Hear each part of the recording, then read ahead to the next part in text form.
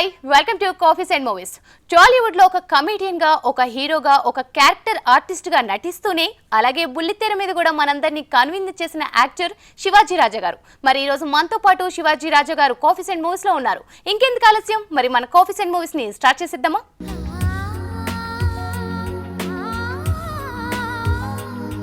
Hi Shivaji Raja garu, how are you? Fine. Welcome to coffees and movies. Thank you. First of all ఈ coffees and మూవీస్లో మనకి మొత్తం 4 rounds ఉంటాయి. First filmy round, అలాగే crazy round, rapid fire, అలాగే GK. వీటన్నిటికంటే ముందు ఫస్ట్ మరి మీ చైల్డ్హుడ్ మాకు తెలీదు, అది ఆన్ స్క్రీన్ మీద కనిపించదు కాబట్టి ఒకసారి మీ చైల్డ్హుడ్ ఎలా ఉండేది? తెలిసేంత గొప్ప చైల్డ్హుడ్ ఏం కాదు, తెలుసుకోవాల్సినంత కూడా కాదు కదా. ఎందుకంటే అల్లరి చిల్లరగానే గడిచిపోయింది మ్యాక్సిమం. భీమవరంలో చదువు పెద్ద ఇంట్రెస్ట్ ఏం లేదు. అప్పటి నుంచి అంటే చిన్నప్పటి నుంచే సినిమాలు బాగా లేదు. ఒక వయసు వచ్చాక చదువు రాదు అన్న ఆల్టర్నేటివ్ చూసుకోవాలిగా. చదువు రాకపోతే జాబు రాదు. ఏమీ ప్రశ్నలు అడగకుండా, ఏమి ఇవ్వకుండా కొంచెం జాగ్రత్తగా ట్రై చేస్తే ఆర్టిస్ట్ అవ్వచ్చేమో అనిపించింది. అలా చేసిన ప్రయత్నంలో సక్సెస్ అయ్యాం అంతే. ఓకే, అంటే చదువు అక్కర్లేదు, ఇక్కడ కొంచెం మంచి బిహేవియర్ ఉంటే చాలు. మరి ఎక్సలెంట్గా చదివే అక్కర్లేదు ఈ రంగానికి వచ్చేకి. కానీ ఇప్పుడు చాలా అవసరం చదువు. ముందు పేషెన్సీ అవసరం. అంటే చదివితే అది కూడా పేషెన్స్ అంటే ఫస్ట్ 1 year వేషాలు రాకపోతే అదే వస్తుంది. అసలు ఇంతవరకు చదువుకున్నారు? ఎడ్యుకేషన్ అంతా ఇక్కడ భీమవరంలోనే? భీమవరంలోనే ఎడ్యుకేషన్. భీమవరం, హైదరాబాద్. +2 2 times పోయింది. ఓకే, ఇంటర్ 2 సార్లు ఫెయిల్. స్లిప్పులు రాసిన వర్కౌట్ కాలే. అప్పుడు ఈ బ్లూటూత్లు ఇవి ఉంటే అది కూడా ట్రై చేసాను, అంత ఎదవ నేను. సో దాని తర్వాత ఇక్కడ హైదరాబాద్ వచ్చాక నాకు కష్టం, ఎప్పుడు చెప్తాను, నాకు హైదరాబాద్ కష్టం నేర్పించింది. చాలా చిన్నతనంలోనే హైదరాబాద్ అవడం జరిగింది. హైదరాబాద్ వచ్చాక కష్టం తెలిసింది. ఆ కష్టం ఎలా కనిపించింది? ఎక్కడి నుంచి మొదలైంది? ఇక్కడ ఏ బ్యాక్గ్రౌండ్ లేకుండా ఇక్కడికి వచ్చి ఫిల్మ్ ఇన్స్టిట్యూట్లో అయ్యి చదువుకుని ఇండస్ట్రీలో రావాలి. ఇక్కడ ఎవడు బ్యాక్ పుషింగ్ ఎవరిది ఉండదు.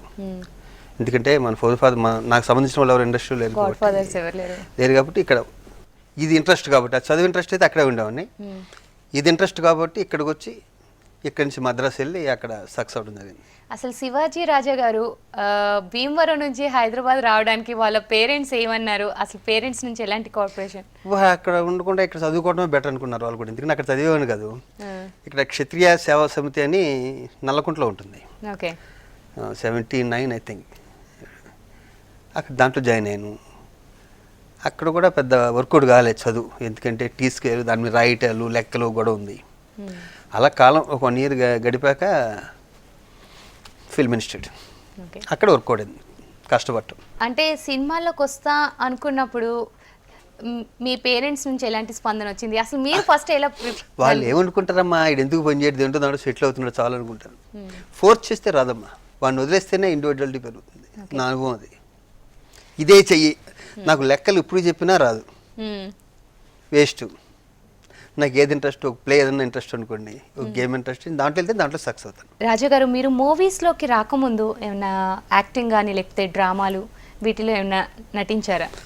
అస్సలు డ్రామాలు అయితే చిన్నప్పుడు ఇప్పుడు తెలిసి తెలియని ముందు డిఎన్ఆర్ గదిలో, అది మన స్కూల్లో చిన్నది మూడొట్టు పొల్లని ఒక నాటిక ఏదో ఉంది చిన్నపిల్లని, అది చేశాను. దాని తర్వాత ఎప్పుడు మళ్ళీ స్టేజ్ ఎక్కలేదు. ఫిల్మ్ ఇన్స్టిట్యూటే డైరెక్ట్గా. అసలు ఈ సినిమా ఛాన్స్ ఎలా వచ్చింది మీకు? ఫస్ట్ సినిమా ఛాన్స్ అంత ఈజీగా ఎందుకు వస్తుంది? ఫస్ట్ యుద్ధాలు జరిగాయా? నాకు చాలా అంటే విచిత్రం, అంటే చాలా తక్కువ మంది, నాకు తెలిసి 1 కోటి మందికి ఒకరికి కూడా జరగదేమో. ఈరోజు నేను మద్రాసు వెళ్ళాను, మార్నింగ్ దిగాను. ఈరోజు మన్నాడు హీరో అయ్యి వెంటనే నాగార్జున సాగర్ షూటింగ్ వచ్చాను. ఆకాంక్ష సినిమా పేరు. డైరెక్టర్ మన్మోహన్ దత్ గారు. నేను చెప్పేది 85. యా, డైరెక్టర్ మన్మోహన్ దత్ గారు. ఆయన మంచి పెయింటరు. అదిను అమ్మాయి శ్రీలంక హీరోయిన్. క్రాంతి కుమార్ గారు ఆఫీస్కి నా ఫ్రెండ్ తీసుకెళ్తే అక్కడికి, అక్కడ సడన్గా చూసి అబ్బాయి బాగున్నాడని చెప్పి వెంటనే ఇంటర్వ్యూ చేసి మన్నానే తీసుకొచ్చారు ట్రైన్లో. నాకు ఎంతో గుర్తు. వెళ్ళేటప్పుడేమో ఆర్డినరీ క్లాస్లో వెళ్ళాను ఇక్కడి నుంచి. ఆ మన్నాడే 2nd classలో వచ్చాను. హైదరాబాద్ వచ్చి, హైదరాబాద్ నుంచి నాగార్జున సాగర్ వెళ్ళడం జరిగింది. ఇక్కడ ఉండి ఫ్రెండ్స్ కలిసి, ఫ్రెండ్స్ని తీసుకుని ఇలా హీరోయిన్ అంటే అయితే నాకు అప్పుడు అనిపించేది ఏంటంటే చాలా ఈజీ అనమాట. నేను ఏంటంటే ఇలా అడుగు పెట్టాను, పెట్టగానే వచ్చిన సినిమా రిలీజ్ కలదండి, వేరే విషయం అది. ఇలా అడుగు పెట్టగానే వచ్చేసింది అనుకున్నా. దాని తర్వాత తెలిసింది ఎంత కష్టం అన్నది. నెక్స్ట్ నేను ఉండే దగ్గరలోనే మా ఈవి సత్యనారాయణ గారు, జంజాల్ గారు, పెద్ద వంశీ గారు వీళ్ళు ఉండేవారు. నాకు ఎవరన్నా ఏదైనా అడగటం మొహమాటం, చాలా మొహమాటం, ఇప్పటికీ మొహమాటం ఏదైనా అడగటం. వేషం అవ్వటానికి గింజుకు పోయేవాడిని, సార్ నా క్యారెక్టర్ ఏమన్నాని. గింజుకు పోవటం అంటే దాని గురించి రిహార్సల్స్ కూడా చేసుకునేవాడిని. ఎలా వెళ్ళాలి, ఎలా పెట్టాలి, ఫేస్ ఎలా పెట్టాలి, ఏది వర్కౌట్ అయ్యేది కాదు. వాళ్ళని చూడగా చూసి ఓకే అమ్మ, ఓకే సార్ అనేవాడిని, అడిగేవాడిని కాదు. జంజాల్ గారు అయితే అమ్మ నెక్స్ట్ మండే రా, నెక్స్ట్ సాటర్డే రా అని ఒక 3-4 నెలలు తిరగడం జరిగింది. అక్కడ ఈవి సత్యనారాయణ గారు పరిచయం అయింది. వంశీ గారు మాత్రం నువ్వు హీరో అవుతావు ఎప్పుడు కానీ చెప్పేవారు. కనక మహాలక్ష్మి రికార్డింగ్ డాన్స్ ట్రూప్ అని నన్ను హీరోగా బుక్ చేసి మౌనప్రియ చెల్లెలు హీరోయిన్ అనుకుని మొత్తం అంతా అయిపోయింది. 2-3 డేస్లో షూటింగ్ అవుట్డోర్ బయలుదేరాలి, దానికి ఈస్ట్ గోదావరి. కొత్త వాళ్ళు వద్దన్నాడు ప్రొడ్యూసరు. మొన్నే కదండి వేరే సినిమా కొత్త వాళ్ళు తీసిన పోయింది, వద్దంటే నన్ను పిలిచి డెప్పమోహం ఇంకా చాలా నువ్వు లేవు దీంట్లోనూ, నెక్స్ట్ టైం చూద్దాంలే అన్నారు. సరే ఇంకా ఛాన్స్ పోయిందంటే ఇంకా ఎలా చెప్పలేము, అది బాధ. సరే ఇంటికి వచ్చాక ఒకసారి ఈవి సత్యనారాయణ గారు అన్నారు, ఎంవి రావు గారు కళ్ళు అనే సినిమా తీస్తున్నారు, ఇంటర్వ్యూలు జరుగుతున్నాయి, నువ్వు వెళ్ళన్నారు. ఆయన కలవటం, ఇంటర్వ్యూ చేయటం, ఆ ఇంటర్వ్యూలో నన్ను సెలెక్ట్ చేసుకోవటం, ఇదంతా ఒక 10 డేస్ ప్రాసెస్లో అయిపోయింది. ఆ సినిమాకు కూడా నేను ఫస్ట్ ఫిల్ము యావెన్సర్ ఇండస్ట్రీలో నిలబడాలని చాలా కష్టపడ్డాం. ఆ ముస్టో డ్రెస్లు వేసుకుని వైజాగ్లో తిరగటం, నిజంగానే అడుక్కోవటం, జగదాంబ జంక్షన్లోను, అక్కడ బీచ్ రోడ్లోను.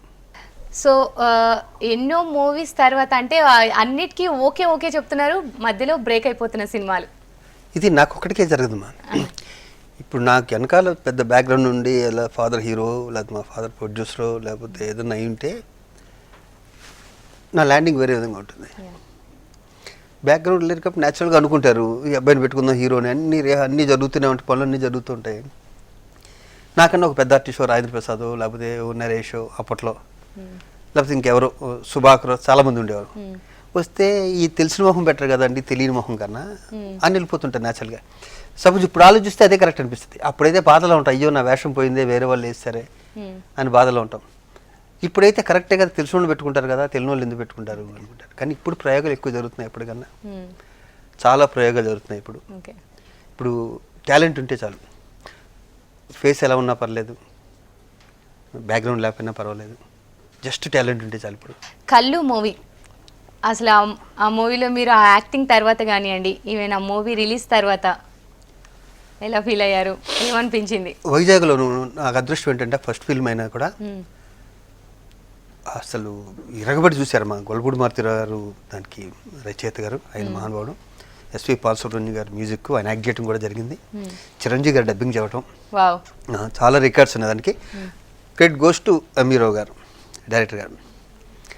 సినిమా అయిపోయాక నాకు వైజాగ్ ఇష్టం, చిన్నప్పటి నుంచి ఎక్కువ వైజాగ్లో కూడా ఉండేవాడిని. దేవరైనా కూడా వైజాగ్లో, మా మామయ్య వైజాగ్ గోపాలపట్నంలో ఉండేవారు, కరసాలను. వైజాగ్లోనే వేరే షూటింగ్లో ఉన్నాను నేను. ఉంటే సినిమా రిలీజ్ అయింది, అమీరావు గారు అందరికి వచ్చి శివాజీ సినిమా రిలీజ్ అయింది, నువ్వు కూడా చూద్దిగాని రా అన్నారు. సరే సరే అని సినిమా అంతా జరుగుతుంది, నాకు తెలుస్తుంది ఎక్కడెక్కడ బాగా చేశానో తెలుస్తుంది, ఎక్కడెక్కడ బాగా చేయలేదో తెలుస్తుంది. అది అలా చూసి సినిమా అయిపోయింది, అందరూ క్లాప్స్ కొడుతున్నారు, అందరూ షేక్ హ్యాండ్లు ఇస్తున్నారు, హగ్ చేసుకుంటున్నారు, భలే సినిమా అంటున్నారు. అలా బయటకు వచ్చాం. దొంగ ఎదవా, బుద్ధి ఉందరా నీకు, ఎదవ సచ్చినోడా అని ఒక లేడీ మొదలుపెట్టింది. నేను బ్లాంక్, అలాగా ఎదవా చెల్లుల్లాంటి చూసుకుందాన్ని, అమ్మ అమ్మ దాన్ని రేపు చేయపోతారు. క్లైమాక్స్ రోడ్కి కళ్ళు వచ్చాక ఎవరైతే చెల్లుల్లా చూసుకుంటాడో తోబుట్టులాగా, కళ్ళు వచ్చాక మనిషి ఎంత మారుతాడు అనేది సబ్జెక్ట్ అమ్మ. మహానుభావుడు అద్భుతంగా రాస్తాడు గొల్లపూడి మారుతి గారు. తిడుతుంటే నేను షాకు, నా కళ్ళ నీళ్ళు. అందరిలోనూ తిట్టేసిన లేడీ ఒక ఆవిడ, ఆ శ్రీకాకుళం వేస్తాను, దగ్గరికి వచ్చి డైరెక్ట్గా చేసి నువ్వు సక్సెస్ అయ్యావు శివాజీ, బయటకు వచ్చాక ఇంత ఇన్వాల్వ్మెంట్తో ఉందంటే నువ్వు సక్సెస్ అయ్యావు. నాకు అది కళ్ళు అనగానే మర్చిపోలేదు. అంత మంచి పేరు వచ్చిన తర్వాత నెక్స్ట్ సినిమా ఎవరైనా కొంచెం మంచి స్టెప్ అంటే ఆలోచించే తీసుకుంటారు స్టెప్. నెక్స్ట్ సినిమా ఆఫర్ ఆలోచించే స్టేజ్ కదమ్మా, స్టేజ్ కూడా లేదు నాకు. ఇప్పుడు నెల వచ్చేస్తుంది, సినిమా అయిపోయింది. సినిమాకి ఏమిస్తారు, లో బడ్జెట్ సినిమాకి నెల వచ్చేస్తుంది.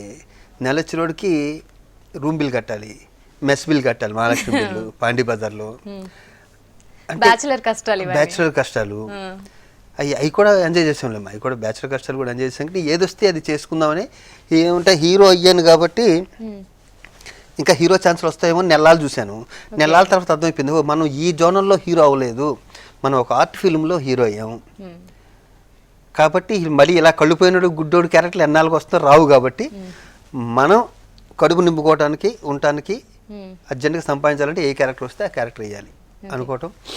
దాని తర్వాత ఒంటరి పోరాటం రాఘవేంద్ర గారు, నా ఓన్ బ్రదర్ కన్నా ఎక్కువ మా రవిరాజా పిన్సెట్టి గారు, సాహస్పుత్రుడు అంజద్ ఖాన్తో నాకు మెయిన్ క్యారెక్టర్, నేను సుమన్ గారు మెయిన్ క్యారెక్టర్ అంజద్ ఖాన్తో. అంత పెద్ద ఆర్టిస్ట్తో నన్ను ఆ రోజుల్లో అది పెట్టడం అనేది సంచలనం. ఈ చేస్తుండగానే ఇంక బొబ్బుల రాజు అయ్యి వచ్చేసినాయి. బొబ్బుల ఇన్ని చేస్తుంటే మెల్లిగా హైదరాబాద్ షిఫ్ట్ అయిపోయింది. 94కి వచ్చేసింది. ఇది ఈ ఒక 10 years అక్కడ ఈ సినిమాలన్నీ చేస్తుండగానే 86 నుంచి 94కి షిఫ్ట్ అయ్యాం. హైదరాబాద్ వచ్చింది. నేను హైదరాబాద్ వచ్చినప్పుడు అక్కడి నుంచి హైదరాబాద్ నుంచి మద్రాసు వెళ్ళి 10 years ఉండి మళ్ళీ హైదరాబాద్. ఇక్కడికి వచ్చాక ఖాళీ లేకుండా ఇటు టీవీ చేయటం, సీరియల్స్ యాంకరింగ్. మాకు సీరియల్స్ అలాగే మూవీస్ గురించి తెలుసు. ఈ యాంకరింగ్ ఎపిసోడ్ ఎలా? యాంకరింగ్ అంటే ఫస్ట్ ద గ్రేట్ రామోజీరావు గారు ఛానల్ ఇంకా పెట్టలేదు ఇప్పటికి. 20 years బ్యాక్ స్టోరీ. ఎందుకో నేనంటే ఇష్టం. నన్ను సుమన్ గారు పిలిచి, సార్ మీ కామెడీ అది బాగుంటుంది అంటే యాంకరింగ్ అంటే ఏంటన్నా మనకు తెలియదు కదా, మన యాక్టింగ్ సైడ్ ఉన్నాం తప్పితే వాళ్ళు ఇలాంటి ఇప్పుడు మీరు ఏం చేస్తున్నారు ఇలాంటి కార్యక్రమాలు కొన్ని ఈటీవీ ఇంకా అక్కడ రామోజీ ఫిల్మ్ సిటీ పెట్టలే, అక్కడ కొన్ని ప్రోగ్రామ్స్ చేయటం. దాని తర్వాత వేరే ఛానల్లో మూడ్స్ ఫిల్మ్స్ అన్న చేయటం, అది పెద్ద క్లిక్ అవ్వటం. అది క్లిక్ అయ్యి మళ్ళీ దాన్ని చేయలే, మళ్ళీ యాంకరింగ్ జోలికి వెళ్ళే, ఓన్లీ ఫిల్మ్సే అండ్ నా ఓన్ ప్రొడక్షన్. దాని తర్వాత అన్నీ కూడా బయట చేయను. టీవీ సీరియల్ అంటే నా ఓన్ ప్రొడక్షన్స్, నా రాజా ఎంటర్టైన్మెంట్స్ మీద చేయడం జరుగుతుంది.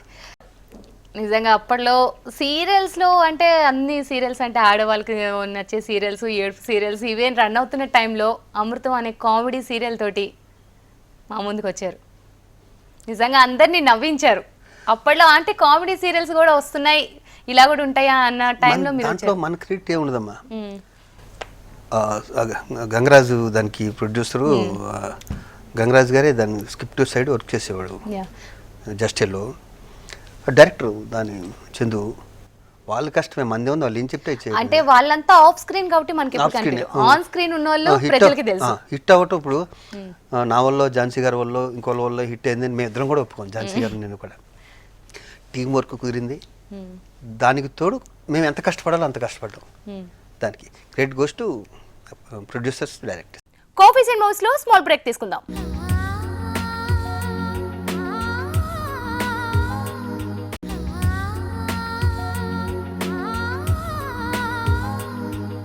Welcome back to coffees and movies.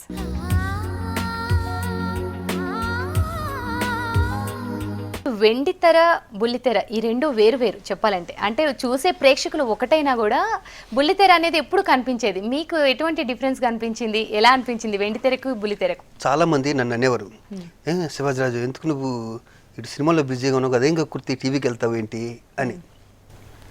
నేను చెప్పానుగా, డబ్బులు అవసరం, ఖర్చులు, బేవారం హెచ్చులు, వీటితో పాటు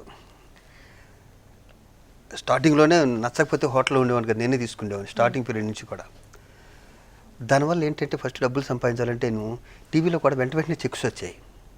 అది కాకపోయినంతవరకు నువ్వు ఆ డీడీ అయ్యి చూసుంటే జనం ఒక్కసారి ఈ పెద్ద టీవీలు రావటం, ఇది పెద్ద సంస్థలు టీవీలు పెట్టడంతోనూ అంతవరకు 4-5 గంటలే వచ్చేది టీవీ. ఇది 24 hours ఇలా రావటం వచ్చేవాడికి వాళ్ళకి సాఫ్ట్వేర్ కావాలి, మనకి పని కావాలి. అందుకని ఒక అడుగు ఇట్టేసాను. 8 అన్నది అదృష్టం ఇప్పుడు ఫీల్ అవుతున్నాను నేను. ఎందుకంటే సినిమా ఎన్ని చేయగలుగుతాం, సంవత్సరానికి 10 చేయగలుగుతాం. టీవీ రోజు పలకరించే చాలో అని, దానివల్ల ఇంటి పక్క కూడా అనుకుంటారు మనల్ని. అది సినిమా కూడా పనిచేస్తుంది. అది మహామహానుభావులు అమితాబ్ బచ్చన్ గారు, మా కృష్ణ గారు, నాగేశ్వరరావు గారు అందరూ టీవీలు చేస్తున్నారు, నాగార్జున గారు అందరూ. ఇప్పుడు టీవీ చిన్న చూపు అంటే పెద్ద స్టార్లు వాళ్ళందరూ చేయరుగా. ఇప్పుడు సినిమా కన్నా టీవీ గొప్పది.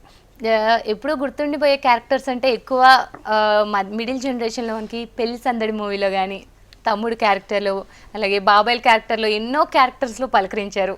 మరి ఆ పెళ్లి సందడి మూవీ నుంచి మిగిలిన క్యారెక్టర్స్ పరంగా వస్తూ ఉంటే మీకు ఎలా అనిపించింది ఆ క్యారెక్టర్స్ గురించి? బ్రహ్మానంద్ గారు నేను ఒకేసారి వచ్చాం. మాకన్నా సీనియర్స్ ఎవరంటే సుధాకర్, శుభలాక్ సుధాకర్ ఇద్దరు సీనియర్స్. ఇటు బ్రహ్మానందం నేను 85లో వచ్చిన వాళ్ళు, మేము ఇద్దరం ఒకేసారి వచ్చాం. మేము ఇద్దరం స్కూటమే తిరిగే వాళ్ళు మద్రాసులో. బ్రహ్మానందం గారు ఎక్కేసారు జనాల్లోకి. ఎందుకంటే ఆయన ఫేసు, ఆయన టాలెంట్, ఆయనకు వచ్చిన మిమిక్రీ, దానికి వన్స్ వెళ్ళిపోయి అని తిరిగి చూసుకోలేదు ఆయన. మాది కొంచెం స్లోగా మెల్లిగా అయింది. అయ్యాక మాది ఎలా అవుతుందంటే హీరోయిన్ లవ్ చేయడం, వెనకాల పట్టడం, విలనో కామెడీ ఇలా చేసుకోవడం, అలా రకరకాల క్యారెక్టర్లు పడి అప్పట్లో కూడా చాలా చాలా మంచి క్యారెక్టర్లు పడి మద్రాసులో ఉన్న కొంచెం కామెడీ సైడ్ పడి, కానీ ఇక్కడికి వచ్చాక సీరియస్ క్యారెక్టర్లు అయిపోయి హైదరాబాద్ వచ్చాక అవి హెల్ప్ అయింది కెరీర్కి బాగా. రైట్. అలాగే మురారి సినిమాలో మహేష్తో కలిసి నటించి నిజంగా ఇంకొంచెం ప్రేక్షకులకి దగ్గర అయ్యారని చెప్పాలి ఆ క్యారెక్టర్ తోటి. నేను మహేష్ బాబు గారితో 3 సినిమాలు చేశాను. ఫస్ట్ మహేష్ బాబు గారి ఫస్ట్ ఫిల్మ్ రాజకుమారుడు, మంచి క్యారెక్టర్. నెక్స్ట్ మురారి, మొన్న శ్రీమంతుడు, 3 హిట్లే. అంటే హ్యాట్రిక్ అనమాట. హ్యాట్రిక్, అవును. నేను షూటింగ్లో అన్నాను సార్ ఇంతకుముందు 2 సినిమాలు హిట్ అని, ఇది కూడా హిట్ అవుతుంది ముందే చెప్పాను నేను. ఇది సూపర్ డూపర్ హిట్ అయింది. ఇన్ని క్యారెక్టర్స్, ఎన్నో డిఫరెంట్ క్యారెక్టర్స్ చేశారు, కానీ పోలీస్ ఆఫీసర్గా ఖడ్గ మూవీలో నిజంగా ఆ లాస్ట్లో మీరు చెప్పే డైలాగులు కానివ్వండి, నా ప్రతి ఇంటర్వ్యూలోనూ ఖడ్గం గురించి డిస్కషన్ వస్తుంది కంపల్సరీ. ఆ క్రియేట్ కృష్ణవంశీ అంత మంచి పేరు వచ్చిన పోలీస్ ఆఫీసర్కి ఆ డైలాగ్ కూడా ఒకసారి గుర్తులేదు. అంటే దానికి అంత అద్భుతంగా సినిమాలో చెప్పిన డైలాగ్ నేను పేలవంగా చెప్పలేను. నేను అంత ఎమోషన్గానే చెప్పాలి. నేను కూర్చున్న స్థితి, ఈ పొజిషన్లో ఆ డైలాగ్ చెప్పలేను. అమృతం తర్వాత నెక్స్ట్ సీరియల్ మొగుడ్స్ పెళ్ళామ్స్. అసలు ఆలోచన ఎలా వచ్చింది మళ్ళీ ఈ మొగుడ్స్ పెళ్ళామ్స్ అనే కాన్సెప్ట్ తీసుకురావడానికి? మనల్ని వాళ్ళు పిక్ చేసుకోవడంలో కరెక్ట్ పర్సన్ పిక్ చేసుకున్నారా లేదా అంటే వాళ్ళ సంగతి. నేను ఎన్నోసార్లు చెప్పుంటాను, నాది మొగుడ్స్ పెళ్ళామ్స్కి నేను షూట్ కాదండి, అది గొల్పూడి మారుతిరావు గారు లేకపోతే పొరుసూరి వెంకటేశ్వరరావు గారు, ఇలాగా ఆ భార్యాభర్తలు వాళ్ళ గురించి తెలిసిందే వాళ్ళు అయితే బాగా చెప్తారు, నేను ఏం చెప్తాను చెప్పండి అంటే లేదంటే ఫస్ట్ ఎపిసోడ్కి నేను ఏడ్చాను రూమ్ సాది స్టూడియోలో. నాకెందుకు వచ్చిందిరా బాబు ఈ గొడవ అని ఏడ్చి లెటర్గా రూమ్కి వెళ్ళి ఇది ఎందుకు ఒక రౌండ్స్ వెళ్ళిపోయి, మీరు ఇంకా ఫస్ట్ రౌండ్ చేస్తున్నారు కదా, ఫస్ట్ రౌండ్ మధ్యలో వెళ్ళిపోయాను రూమ్కి.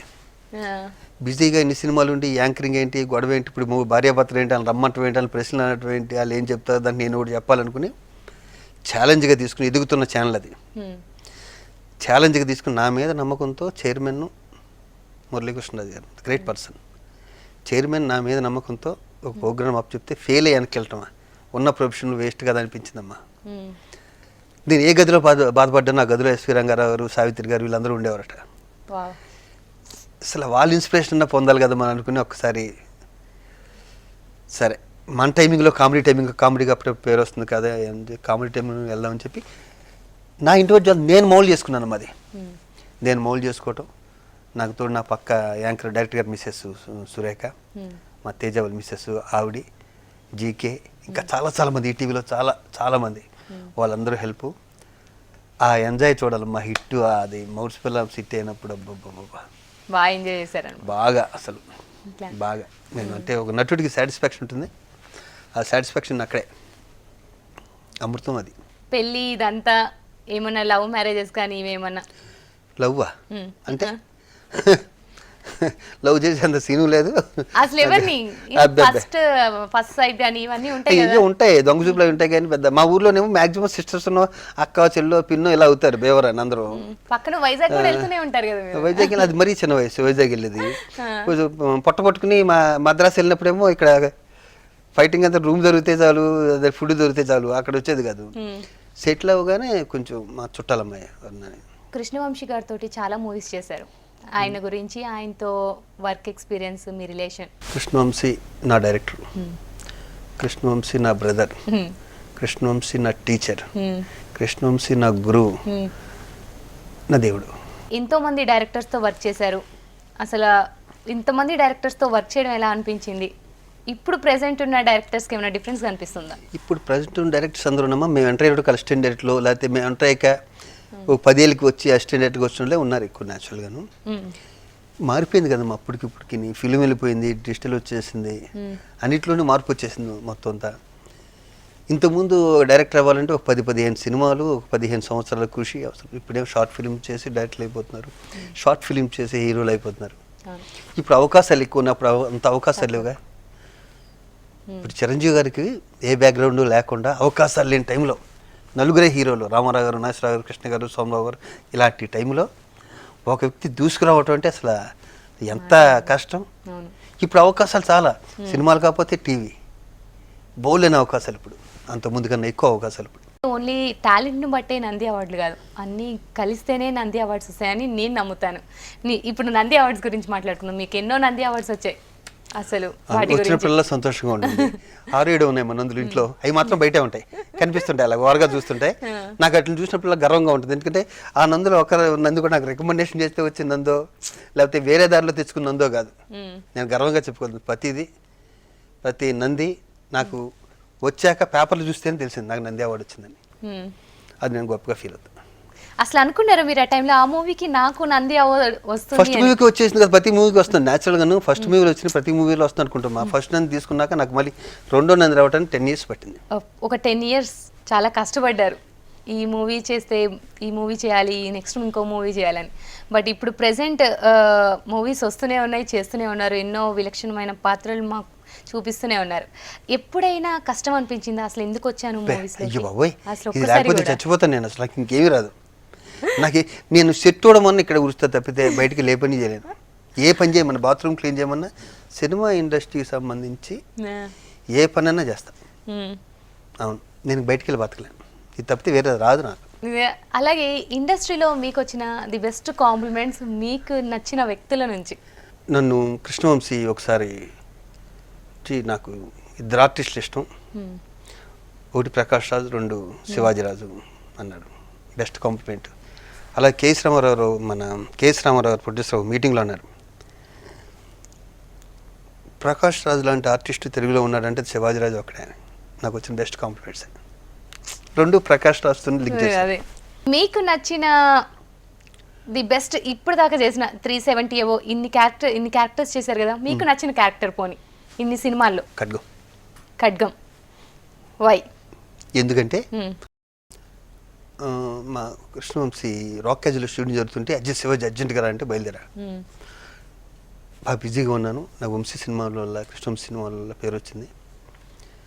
వచ్చాక శివాజీ ఈ ఖడ్గం ఈ క్యారెక్టర్ నుంచి చేయకూడదంటే, ఏంటి వంశీ ఒక్క సీను 2 సీన్లకు నన్ను అన్నా.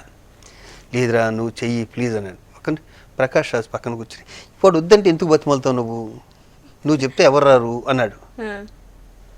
ఇదేంటి ఎంత మాట అనిపించేసుకున్నాను. ప్రకాష్ చాలా క్యాజువల్గా అన్నాడు, వద్దంటున్నాడు కదా ఎందుకు బతిమాలుతావు అని. పోను పని చేస్తాను, తెల్లగట్లను పెట్టండి షూటింగ్, నీ గురించి సెట్ వేస్తాను, సెట్లో చేయను అలాగే చెప్పి వచ్చాను. నా గురించి సెట్ వేసాడు, అది మిలిటరీ సెట్ వేసి, అది ఇష్టం. చైను అన్న క్యారెక్టర్ చేసి ఇన్ని సినిమాల్లోనే 350 సినిమాలు అదే గుర్తుంటుందంటే చైను అనుకున్న క్యారెక్టర్ చేయడం జరిగింది. అలాగే ఎంతోమంది ఫ్రెండ్స్ ఉంటారు ఇండస్ట్రీలోనే, మూవీకి సంబంధించిన వాళ్ళు ఎంతోమంది ఫ్రెండ్స్ ఉంటారు. శ్రీకాంత్ కానివ్వండి, జగపతి బాబు కానివ్వండి, వీళ్ళందరితో అసలు ఎలా మూవ్ అయ్యేవాళ్ళు, రిలేషన్ ఎలా ఉండేది? పేరు చెప్పేశారు కదా మీరే, శ్రీకాంత్ అని. నీ జన్మకి ఆడితోనే సరిపోయింది నాకు. పైగా మా ఇద్దరిదని ఒక రేంజ్కి వచ్చాక ఫ్రెండ్షిప్ కాదు. శ్రీకాంత్ సినిమా ఇండస్ట్రీకి ఎంటర్ అయ్యేటికి ఆల్రెడీ నేను హీరోని. అప్పటికి నేను ఆల్రెడీ ఒక బొబ్బులాదర్ అంటే ఒక 10-15 సినిమాలు పెద్ద హిట్ సినిమాలు చేశాను. మా ఇద్దరికి పరిచయం గమ్మత్తుగా పెళ్ళాం చెబితే వినాలి, అంతకుముందు చిన్న పరిచయం ఉన్నా కూడా ఆ సినిమా అప్పుడు రామచంద్రాపురంలో ఇద్దరం ఒక రూమ్లో ఉండేవాళ్ళం.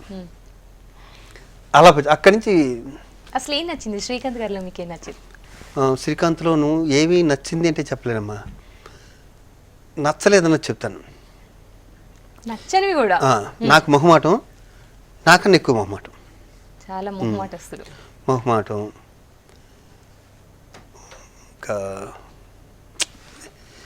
తనతో కలిసి చేయటం నాకు చాలా ఎప్పుడు ఎంజాయ్ చేస్తుంటాను. ఎన్ని రకాల క్యారెక్టర్లు చేసినా తనతో శ్రీకాంత్తో చేయటం ఉంది. రైట్ శివాజీ గారు, ఫిల్మీ రౌండ్ అయితే కంప్లీట్ అయిపోయింది. మరి క్రేజీ రౌండ్ చూసే ముందు ఒక స్మాల్ బ్రేక్ తీసుకుందాం కాఫీస్ అండ్ మూవీస్లో.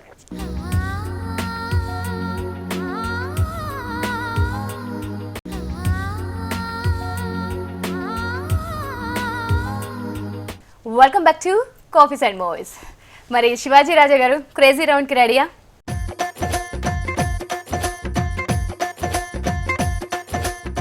చిన్నప్పుడు మీ ఫ్రెండ్స్తో కలిసి చేసిన ఏదైనా క్రేజీ పని, శ్రీకాంత్ గారు ఇంక్లూడింగ్ శ్రీకాంత్ గారితో, మీ ఫ్రెండ్స్ తోటి ఎవరితో అయినా? చిన్నప్పుడు గడ్వం తగలబెట్టించాను ఒకసారి ఆడుతూ. ఇదే శిశింద్రిలు ఉంటాయి కదమ్మా, ఆ శిశింద్రిలు తీసుకుని ఇంట్లో ఈ నోట్ల అటు ఇటు తిరుగుతున్నారని గడ్డి వాము ఉంటుంది కదా పల్లెటూరులోను, దాన్ని కానుకుని అక్కడ అంటించాను, చేయగలుగుతాను అక్కడ వదిలేశాను.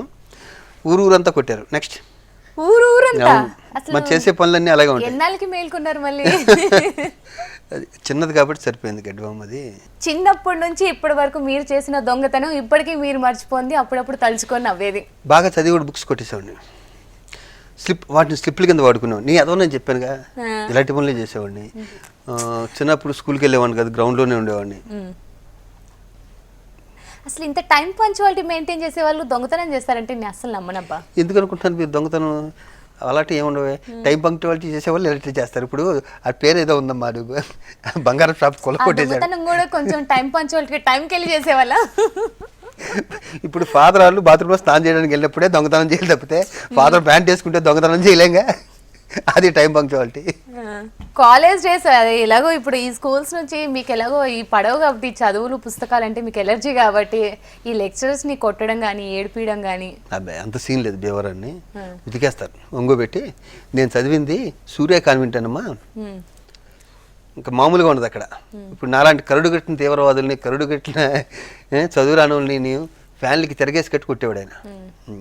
ఎలాగో ఇప్పుడు ఇందాక ఎలాగో తప్పించుకున్నారు ఫిల్మీ రౌండ్లో. కాలేజ్ డేస్లో నేను లవ్ చేశారా నిజంగా? కనీసం ఒక నేను అబద్ధం చెప్పను, నెల రోజులు లవ్ చేయడానికి ఈ అమ్మాయి నేను చేశా, మర్చిపోయాను. సంగీత బిజ్లాని, సంగీత బిజ్లాని హీరోయిన్. ఆమె ఏదో యాడ్కి వచ్చేది, మన అజరుద్దీన్ గారి వైఫ్. అప్పటికి మీరు ఉన్నారు మూవీస్? నేను లేను. నాకు ఎందుకో ఆ అమ్మాయి అంటే ఇష్టం, సంగీత బిజ్లాని అంటే ఇష్టం. అంటే రూమ్లో ఆవిడ ఫోటోలు ఉండే ఎక్కువ గోడలకి ఉండేవి. తర్వాత ఒకసారి షేక్ హ్యాండ్ ఇచ్చాను తాజ్ హోటల్లో. అదేదో ఫంక్షన్కి వెళ్తే అజరుద్దీన్ తను కూడా వచ్చారు. అజరుద్దీన్ తను పరిచయం చేశాడు. అప్పుడు మేము క్రికెట్ పిచ్లో ఉన్నాం, వెంకటపతిరాజు అందరూ ఉంటే మొత్తానికి అలా షేక్ హ్యాండ్ దక్కింది. ఎప్పుడేం చెప్పారా? ఎవరితో ఎందుకు చెప్తాం, చూపించు కొడతారు. కాలేజ్ కి వెళ్తున్నానని చెప్పి బంక్ కొట్టిన సందర్భాలు బోల్డ్ అన్ని ఉన్నాయంటారా? నా టాలెంట్ మీకు ఎందుకు అర్థం కావట్లేదు, ఇంత ఇంటర్వ్యూ చేసేవాడు ప్రతిరోజు ఉన్నాయమ్మా. బోలని ఉంటాం కాదు, 365 సండేస్ తప్పితే సండే మాత్రం సిన్సియర్గా చెప్పావు ఈరోజు సినిమాకి వెళ్తున్నాను అని. సినిమాకి వెళ్ళేవాడిని ప్రతిరోజు, కాలేజీకి వెళ్తానని చెప్పి గ్రౌండ్లోనూ సినిమాలకి వెళ్ళేవాడిని. మీరు యాక్టర్ అయిన తర్వాత ట్రైన్లో కానివ్వండి బస్సులో కానీ వెళ్తున్న సందర్భాలు, అప్పుడు ఎవరైనా అభిమానులు చిరాకు పెట్టడం ఇలాంటివి ఏమైనా జరిగాయా? చిరాకు వచ్చిందా? మనలాంటి ఫ్యాన్ ఉండటమే గొప్ప, మళ్ళీ ఆడికి చిరాకు పట్టడం ఒకట. నేను ఎందుకు చిరాకు పడినా ఒకటి కారణం చెప్తాను. ఒకటి, సారథి స్టూడియోలో కల్పన అనే షూటింగ్ జరుగుతుంది. కల్పన రాఘవేంద్ర గారు డైరెక్టర్, గిరిబాబు గారు మురళీమోహన్ గారు ఇద్దరు కూర్చొని మాట్లాడుకుంటున్నారు. దూరంగా జయచిత్ర గారు కూర్చొని ఇంగ్లీష్ నవల్ చదువుకుంటున్నారు. ఇలాగా జయచిత్ర గారు హీరోయిన్ దాంట్లో చదివితే ఈవిడితో ఆటోగ్రాఫ్ పెట్టుకుని బేవరం చూపించాలి, నేను మా ఫ్రెండ్స్కి చూపించాలి. వెళ్ళింది ఒక ఫ్రెండ్తో గోడ దూకి సారథి స్టూడియోలోకి, టక్ అని ఒక సిగరెట్ ప్యాకెట్ ఉంది కదా దాన్ని చింపి ఇలా తీసుకెళ్ళి ఇలా ఇచ్చాను. ఇలా తీసి అలా అని ఇలా పుస్తకం చదువుకుంటుంది ఆవిడ. మళ్ళీ ఆవిడ సినిమా చూడలేదు నేను ఇప్పుడు. కల్పన మాత్రం చూశాను, ఎందుకంటే ఆ షూటింగ్ జరిగిన ప్లేస్ ఎలా ఉంటుందా, ఆ షాట్ ఎలా ఉంటుందా, ఇది చేశారు కదా మురళీమోహన్ గారు, గిరిబాబు గారు, జయచిత్ర ఆయన సినిమా చూసానమ్మా. దాని తర్వాత జయచిత్ర గారి సినిమా తమిళ్లో కానీ తెలుగులో కానీ చూడలే. తర్వాత నేను హీరోగా చేసే సినిమాలో నాకు మదర్ సిస్టర్ ఏదో క్యారెక్టర్ ఆవిడ. ఎందుకు భరద్వాజ గారిని అడిగింది, ఎందుకు ఈ అబ్బాయి పెద్ద నాతో క్లోజ్గా మాట్లాడలేదు, అందరూ నెమ్ము ఈ అబ్బాయితోనే ఉంటారు, ఈ అబ్బాయి ఎందుకు మాట్లాడలేదు అంటే, ఎందుకురా మాట్లాడట్లేదు అంటే దూరంగా ఉంటున్నామంట. ఆవిడ క్యాంటీన్లు పక్కన కూర్చొని కల్పన ఇన్స్టెంట్ చెప్పాను, అమ్మ మీరంటే నాకు ఇష్టం ఉండేది కాదు. అయ్యో బాబోయ్ ఇంత ఉందని మనసులో దుర్మార్గుడే, మరి చెప్పకూడదని ఆ రోజు లంచ్ బ్రేక్లో ఆవిడ వాల్డెన్కి వెళ్ళి ఓ ఆటోగ్రాఫ్ పుస్తకం తీసుకొచ్చి దాని నిండా ఆటోగ్రాఫ్ సంతకం తీసి నాకు ఇచ్చింది. అదొకటి మర్చిపోలేనప్పటికీ. ఎందుకంటే అప్పటి నుంచి నాకు ఎవడన్నా కొంతమంది ఇంత తీసుకొస్తారమ్మా, దాంట్లో మన సంతకం ఎస్ అనే పెట్టచ్చు, దాన్ని కూడా ఇసుకోను.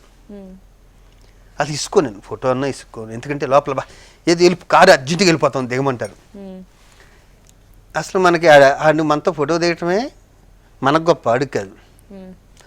నేను కానీ ఇబ్బంది పెట్టను. నాకు ఎలా ఇబ్బంది పెడితే నా సినిమా, నేను జయచిత్ర గారి సినిమా చూడలేదు కదా, ఆడు నా సినిమా చూడేమో, లేకపోతే నా టీవీ వస్తున్న పక్క ఛానల్ పోతాడేమో భయం. 100% ఫ్యాన్స్ని సాటిస్ఫై చేస్తాను.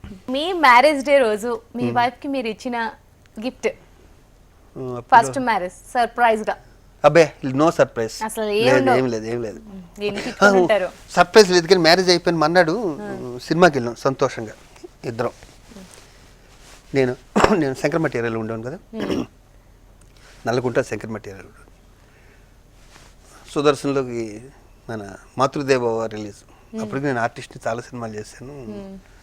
ఫ్రెండ్ నా కారు కొనుక్కోలేదు, నా ఫ్రెండ్ కారు అడ్డాల్ సంటి అని నా రూమ్మేట్, తను కారు తీసుకుని మా మిస్సెస్ని తీసుకుని సినిమాకి వెళ్ళాం. ఇద్దరం ప్లెజెంట్గా అలా కూర్చున్నాం. ఫస్ట్ సినిమా నుంచి బయటకు వచ్చేసరికి ఫస్ట్ మ్యారేజ్ అని మన్నాడు, మా ఇద్దరు మొహాలు ఎంత అయినాయి, ఏడ్చి మాతృదేవ బావ. నేను మళ్ళీ పెళ్ళయ్యాక ఫస్ట్ తీసుకెళ్ళిన సినిమా అది. ఏడుస్తూనే ఉన్నా నేనైతే, చాలా చాలా ఈజీ. అదే నేను సినిమా ఆవిడ గిఫ్ట్ ఏడుపు ఎంత మొహందో అయితే తీసుకొచ్చాను, బాగా ఏడ్చు. నేను ఇప్పటికీ రక్త సంబంధాలు చూస్తే నేను అసలు ఉండలేను. నేను కామెడీ వస్తే అలాగే నవ్వుతాను, ఏడుపు సీన్ వస్తే అలాగే ఇన్వాల్వ్ అయిపోతాను. నాకు ఇటు మా చెల్లెలు ఇటు మా మిస్సెస్ కూర్చుంటే ఇలా సినిమా చూస్తున్నాను కదా, వాళ్ళు ఇద్దరు వెనకాంచి ఎలా అనుకుని నా అంగు చూడమని చెప్తుంటారు. సినిమా వస్తే అలా రాలిపోతుంటాయి. రైట్. మీకు ఏదైనా క్రేజీగా చేయాలనిపిస్తే ఎవరితో చేస్తారు ఎక్కువగా? శ్రీకాంత్. ప్రాక్టికల్ జోక్స్ అయితే మాత్రం ఉత్తేజ్తో అసలు వాడు ఇంచుమించి నా ప్రాక్టికల్ జోక్స్కి ఈ పట్టుకు 3-4 సార్లు సూసైడ్ చేసుకోవాలి ఉత్తేజ్తోనే. నా మీద క్రేజీగా చేయాలంటే భరణి, నేను క్రేజీగా చేయాలంటే ఉత్తేజం. ఇలా క్రేజీ విషయాలు ఏమన్నా పంచుకోవాలంటే శ్రీకాంత్. అంతా క్రేజీ బ్యాచ్ అన్నమాట. Crazy batch. Right. Crazy round కూడా కంప్లీట్ అయిపోయింది. మరి ఆ క్రేజీ బ్యాచ్ ని ఒకసారి అందరినీ తీసుకొస్తాం, మేము మాక్సిమం ట్రై చేసాం. Next round GK round, my favourite round. మీకు కొంచెం టఫే. మీ ఫేవరెట్ రౌండ్ కదా, నాకు అంత విషయం లేని రౌండ్ ఇది.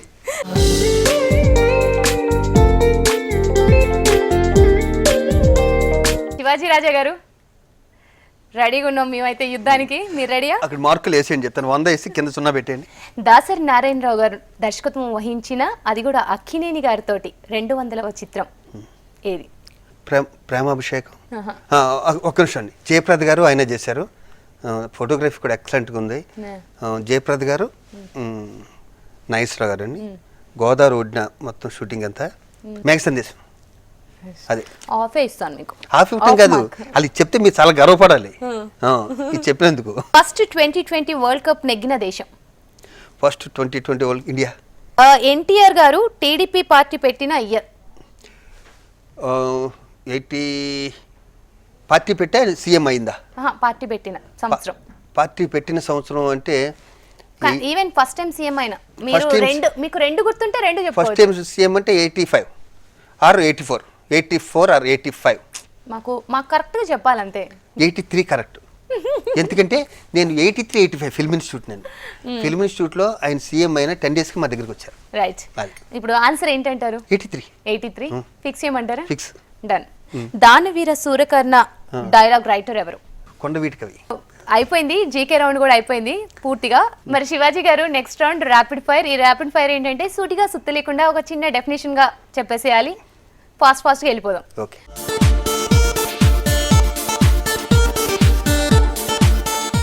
మీకు బాగా నచ్చిన సినిమాలో ఒక డైలాగ్ చెప్పండి. బావా కాఫీ తీసుకురమ్మంటావా? రైట్. మీకు నచ్చిన హీరో? నగేష్ గారు అండి. నగేష్ తమిళ్ నగేష్ గారు. ఆయన సినిమా ఆయన అంటే నాకు చాలా ఇష్టం. ఓకే. మన టాలీవుడ్ యంగ్ హీరోస్లో ఇప్పుడు ప్రెసెంట్ జనరేషన్ అంటే నేను ఇప్పుడు ఒకరి పేరు చెప్తే 2 వాళ్ళు తీసుకురమ్మా నన్ను, నాకు అందరూ ఇష్టమే. మీకు నచ్చిన హీరోయిన్ చెప్పుకోవచ్చు. కాజల్ అంటే ఇష్టం ఇప్పుడు ప్రెసెంట్. మన కాజల్ కాదు, హిందీ కాజల్. మన టాలీవుడ్లో నిత్యమైన చాలా ఇష్టం. మీరు నటించిన సినిమాలో మీకు నచ్చిన బెస్ట్ క్యారెక్టర్ ఏది? నేటి చరిత్ర. రైట్. ప్రెసెంట్ ఉన్న కమెడియన్స్ లో మీకు నచ్చిన కమెడియన్ ఎవరు? ఎవరైనా ఇద్దరు పేరు. ఇప్పుడు నాకు జబర్దస్త్ చేస్తున్నారే, అది చేసే కొంతమంది ఇష్టం నాకు, వాళ్ళు ఇష్టం. అంటే అందుట్లో ఏమైనా పేర్లు చెప్పగలరా? అందరూ బాగా చేస్తున్నారు మా ప్రొడ్యూసర్ కమెడియన్స్, ఫ్రెష్గా ఉంటుంది వాళ్ళు. ఫస్ట్ మీకు నచ్చిన డైరెక్టర్? కృష్ణవంశీ. పాత హీరోస్తో ఇప్పుడు మళ్ళీ మీరు ఏదైనా మూవీ చేయాలనుకుంటే ఏ హీరోతో చేస్తారు? నాకు కృష్ణ గారితో చేయడం ఇష్టం. కృష్ణ గారితో చాలా సినిమాలు చేశాను. డైరెక్షన్లో చేశాను, ఆయన ప్రొడక్షన్లో చేశాను, బయట ప్రొడక్షన్లో ఆయనతో చేశాను. నెంబర్ 1 నాకు ఎంతో లైఫ్ ఇచ్చిన సినిమా. నాకు కృష్ణ గారితో చేయడం ఇష్టం చాలా. రైట్. శివాజీ గారు అయిపోయింది, ర్యాపిడ్ రౌండ్ కూడా అయిపోయింది. సక్సెస్ఫుల్గా కాఫీస్ అండ్ మూవీస్ కంప్లీట్ చేసుకున్నాం. శివాజీ గారు ఎన్నో మూవీస్ చేశారు, ఇంకెన్నో మంచి మూవీస్తో మా ప్రేక్షకులందరినీ అలరిస్తూ ఇంకా మంచి మంచి మూవీస్తో మా ముందుకు రావాలని మనస్ఫూర్తిగా కోరుకుంటూ థ్యాంక్ యూ సో మచ్. అలాగే ఒక్కసారి మా కాఫీస్ అండ్ మూవీస్ ఎలా అనిపించిందో మీ మాటలో. నేను ఇంచుమించు మీరు అడిగిన ప్రశ్నలు యాంకర్గా నేను వేరే వాళ్ళని అడిగిన ప్రశ్నలు ఎంత అది అక్కడ కూర్చో అడిగినప్పుడు చాలా ఈజీగా ఉంటాయి కానీ ఇక్కడ చెప్పడం కొంచెం కష్టంగా ఉంటుంది కొన్ని పర్సన్. నేను రెండు ఎంజాయ్ చేశాను. నేను ఒక పక్క నుంచి మీలో నన్ను చూసుకుంటున్నాను, నాలో నేను చూసుకుంటున్నాను. ఓకే. ఒక యాంకర్గా మీరు నెక్స్ట్ క్వశ్చన్ ఏం అడుగుతారు, ఎక్కడ పాజ్ ఇస్తారు, ఏం చెప్తారు, మీరు చేసిన ఏమన్నా తప్పు ఉందా అని తెలుస్తుంది. నేను కరెక్ట్గా చెప్పానా లేదా అని కూడా ఆలోచించుకుంటున్నాను. ఈ ప్రోగ్రామ్ చాలా చాలా పెద్ద హిట్ అవ్వాలని మనస్ఫూర్తి కోరుకుంటున్నాం. Thank you. సో చూశారు కదా, ఇది ఇవాల్టి కాఫీస్ అండ్ మూవీస్. మరో సెలబ్రిటీతో మళ్ళీ మీ ముందుంటాను. అంటే కీప్ వాచింగ్ HM TV.